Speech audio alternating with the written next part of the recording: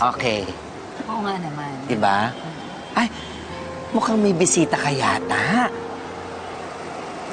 Ay, si Sam. Oo, Disyembre na kasi, no? O bakit Oo. yung December? Malamig ang panahon. Parang ako kailangan ko ng kayakap. Ikaw, hindi ka ba nilalamin? Ako, tumigil ka. Huwag ka magbibiro ng ganyan. Oo, ayan na. Oo. Hi, Venus.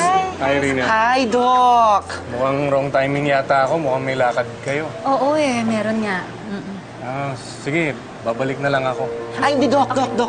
Ano, actually, swak na swak ang timing mo.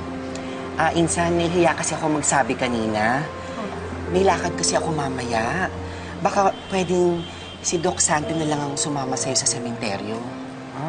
Teka, bago mo puntahan yung lakad mo, samahan mo muna ako sa sementeryo.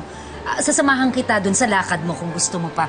Nakakahiya kay Doc. Ay, hindi ko pwede. Rampa ng mga bakla yun. Alam mo na, party-party, ganyan, di ba? Oo, patwitams lang ako doon, pakembot ng konti, pa-sweet, book.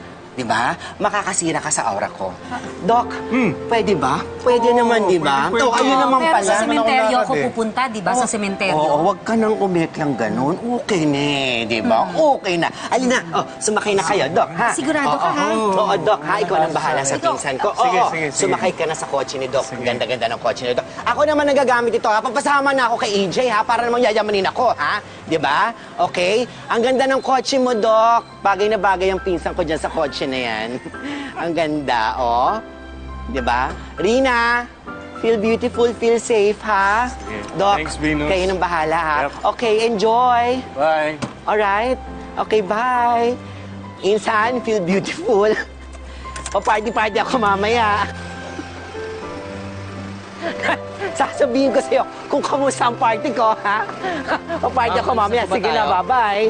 Okay? O, isara nyo na yung mga gate. Isara nyo na yung mga gate. Ayan, bye!